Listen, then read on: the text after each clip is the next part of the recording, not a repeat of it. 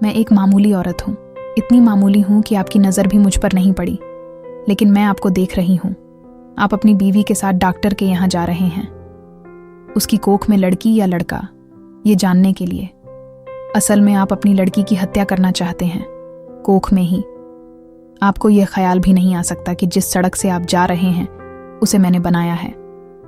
मैंने यहाँ रोड़ियाँ बिछाईं और फिर उन्हें दुर्मुट से कूटा था। मेरी छोटी बेटी तब यहाँ किनारे पर उगी झाड़ियों में ऊँघती रहती थी।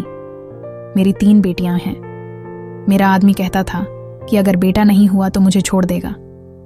उसने कहने के लिए मुझे छोड़ भी दिया, पर अब भी पका पकाया खाने के लिए जब तब आ जाता है। चिकनी चुपड़ी बातें भी करता है। मैं सब समझती हूँ, फिर सोचती हूँ चलो मेरी बेटियों का बाप है। कमाल है, जिन बेटियों से वह छुट्टी चाहता था उन्हीं बेटियों के नाम की थाली में उसे परोस देती हूँ। वह समझता है बेटियां बोझ हैं। मेरी 3 बेटियां सांवली हैं।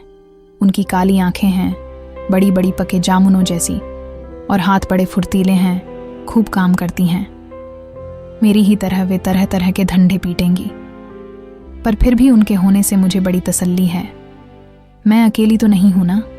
तुम समझते हो लड़कियां बेकार होती हैं, औरतों के कामों को आप जानते ही नहीं।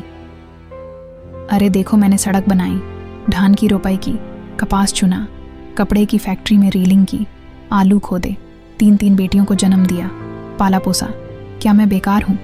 ये जो तुम चाय पीते हो, इसकी पत्तियां भी लड़कियां ही चुनती हैं, और क्या क्या नहीं करती।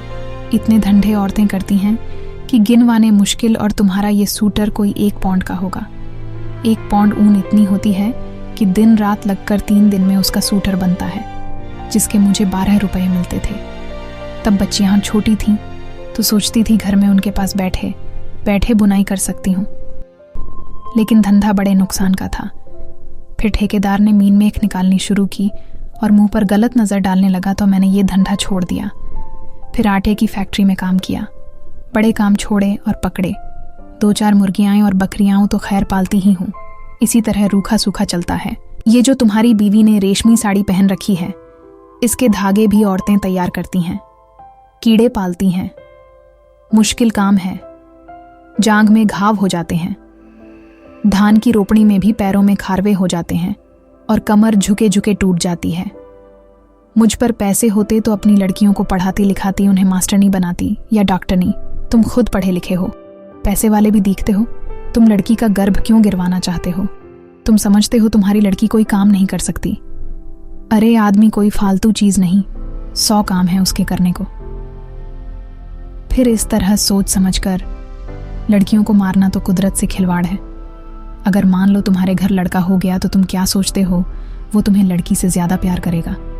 फिर लड़के बिगड़ते भी बहुत हैं। आजकल उनका ध्यान शरातर, ताश और मारपीट में ज्यादा हो गया है।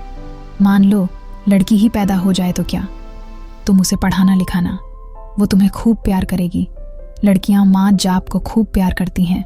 तुम्हारे घर में रौनक होगी सो अलग से। तुम सोचते हो दहेज देना पड़ेगा, तो तुम उसे खाने कमाने लायक कर देना। दहेज मांगने वाले से शादी मत करना। हो सकता है आप ही ऐसा लड़का मिल जाए जो बिना दहेज के शादी कर ले।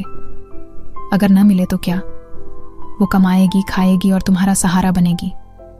हो सकता है वह तुम्हारा नाम रोशन कर दे।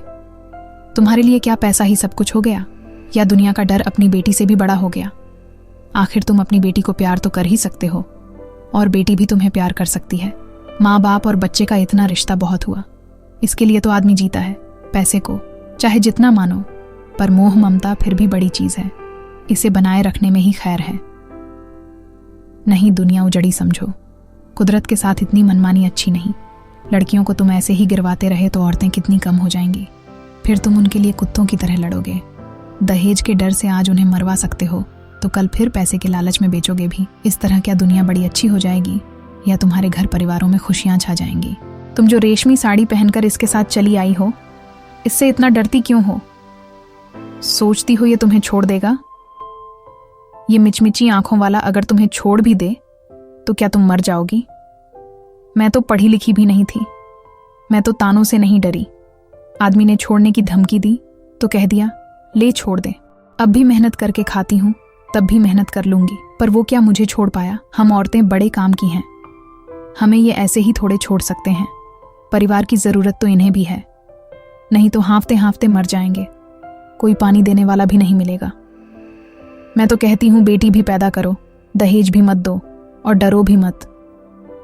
देखना दुनिया ऐसी ही चलेगी, इससे अच्छी चलेगी, दाब धौंस कुछ कम ही होगी।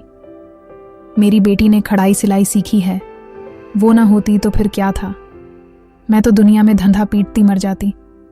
अब भी मेहनत करती हूँ, पर मन में खुशी भी है। मेरी 3 लड़कियां खूब हुनर वाली हैं, कोयल जैसी आवाज़ है उनकी, सुने से थकान मिट जाती है। न करे कोई शादी अपनी ज़िंदगी भाड़ बनाएगा, और जो शादी करेगा सो भागवान होगा। चलती हूँ, ये ठेकेदार आता दिखता है, आंखों से कम सूझने लगा है। ये जो लिबर्टी सिनेमा है ना, इसे गिराना है। मालिक यहाँ पूरी बाजार भर दुकानें बनवाना चाहता है। यहीं मलबा ढोने का काम करूँगी। काम तो ठीक है, मैंने बहुत किया है, पर इसके सामने ये डॉक्टर की दुकान है। यहाँ लड़का लड़की टेस्ट होता है बस। इसे देख देख के मन में बेचैनी बनी रहती है। घड़ी घड़ी तुम्हारे जैसों की सूरत देखनी पड़ेगी, हथियारों की। बस कहीं और काम मिला तो ये जगह छोड़ दूंगी। देखूं तब तक तो यहीं काम करना पड़ेगा। मैं पढ़ी लिखी होती तो यही सब बातें लिख देती, फिर तो तुम भी मेरी बात किताब में पढ़ लेते। पढ़कर तुम भी कहते, करतारी देवी बात तो पते की कहती है।